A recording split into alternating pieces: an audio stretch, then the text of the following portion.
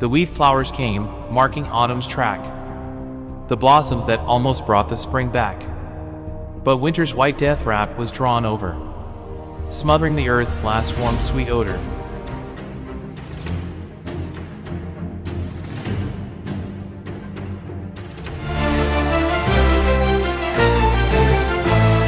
The wheat flowers came, marking autumn's track, the blossoms that almost brought the spring back. But winter's white death wrap was drawn over, smothering the earth's last warm sweet odor.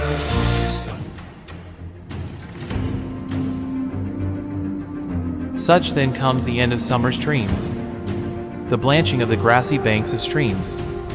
But all fragrances the elves remember, through their sleep during the winter embers.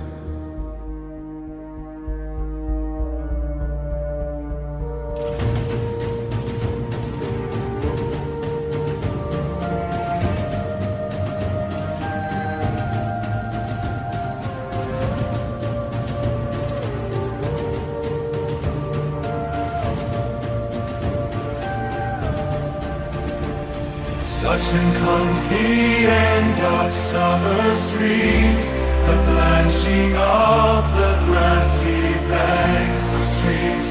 But all fragrances the elves remember, through their sleep during the winter embers.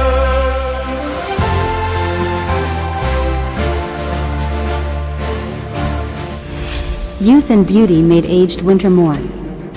For summer's grain, the waving wheat and corn. For old autumn, withered, wan, had passed on, leaving the earth a widow, weather-worn.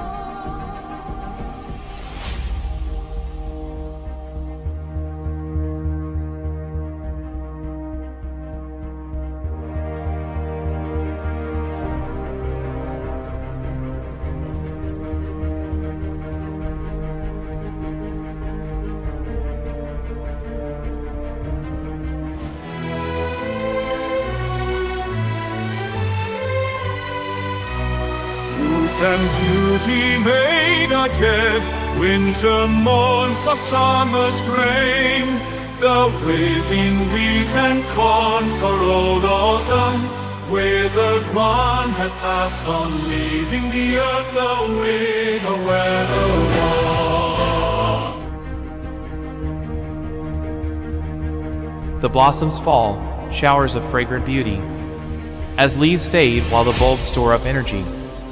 Fairies' floral dreams grant this destiny, for these leavings enrich earth's potpourri.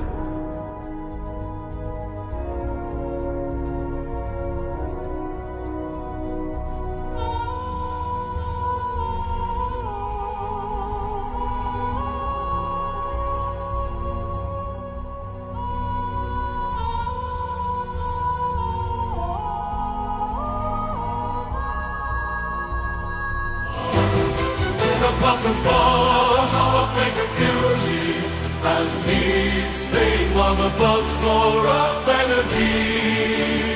Fairies' floral dreams grant this destiny, for these leavings enrich us potpourri.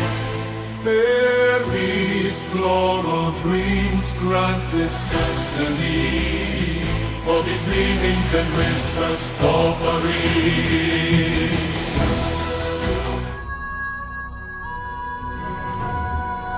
Flowers lay their heads to sleep in soft beds, blanketed by webs of gossamer threads. The fairy creatures cast their spectral glow, as winter stars, floral twins, start to grow.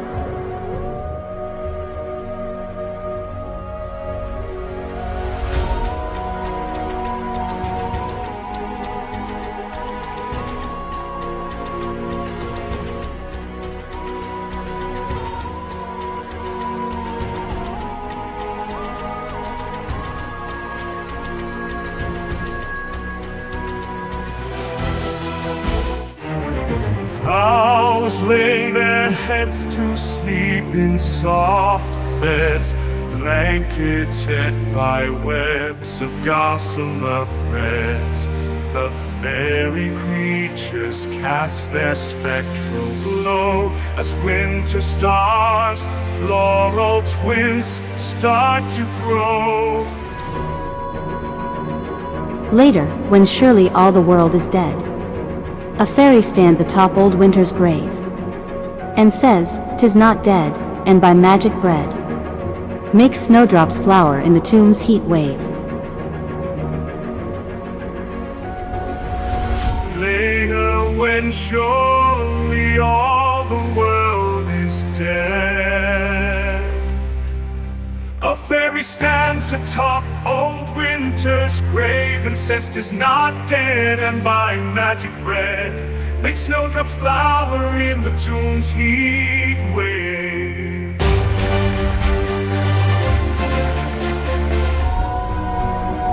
Winter aconite, an early flower, grows even under the season's dim power, and its bright corollas far out splendor the winter sun's pale and paltry color.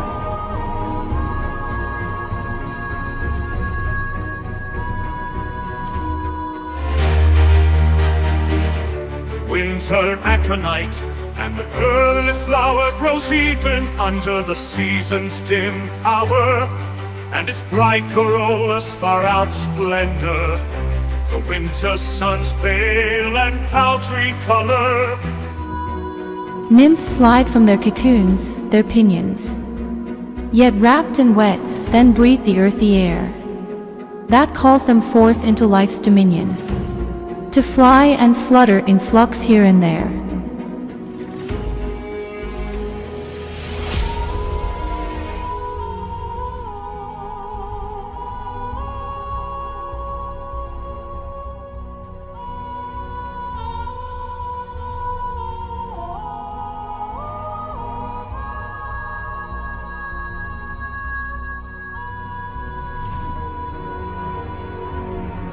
Nymphs slide from their cocoons, their pinions, get wrapped in wet, then breathe the air that calls them forth into life's dominion, to fly and flutter in flux here and there.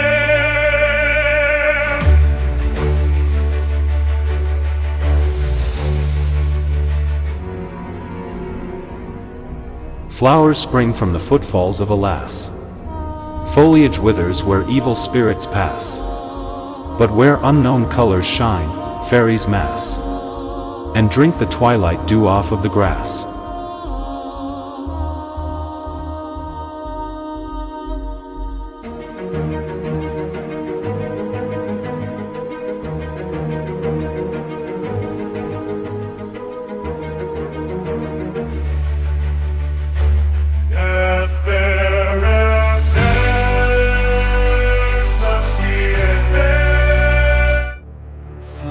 Spring from the footfalls of a lass, foliage where evil spirits pass, but where unknown colors shine, fairies mass, who drink the twilight dew off of the grass.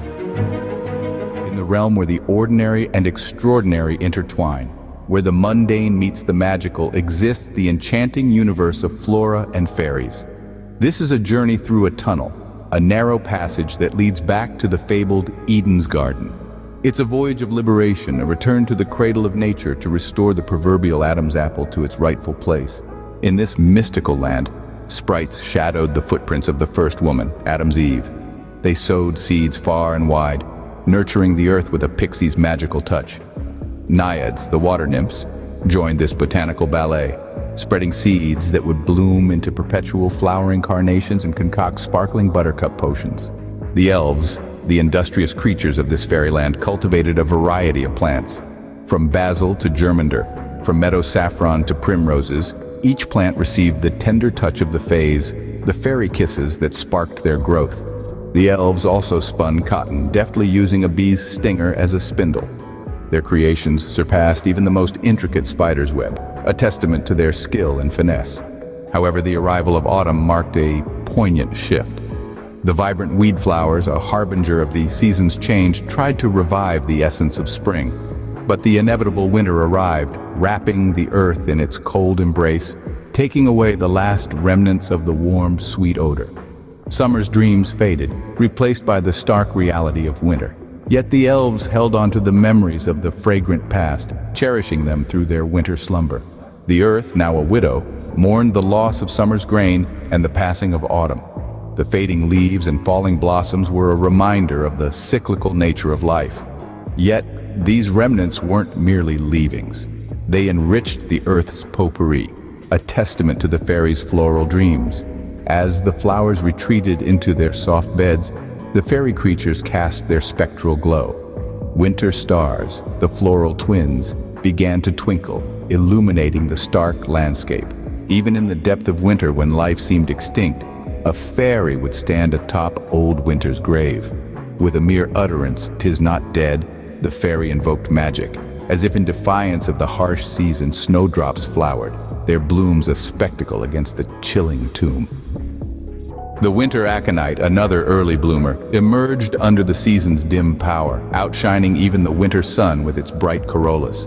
Nymphs emerged from their cocoons, ready to breathe the earthy air and join life's dominion. In this magical realm,